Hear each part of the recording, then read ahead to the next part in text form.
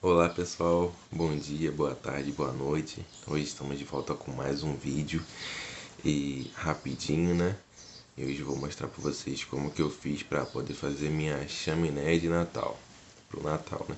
Chaminé, achei um resultado bem satisfatório, foi bem baratinho, bem rápido, achei que foi bem bonito, pessoal.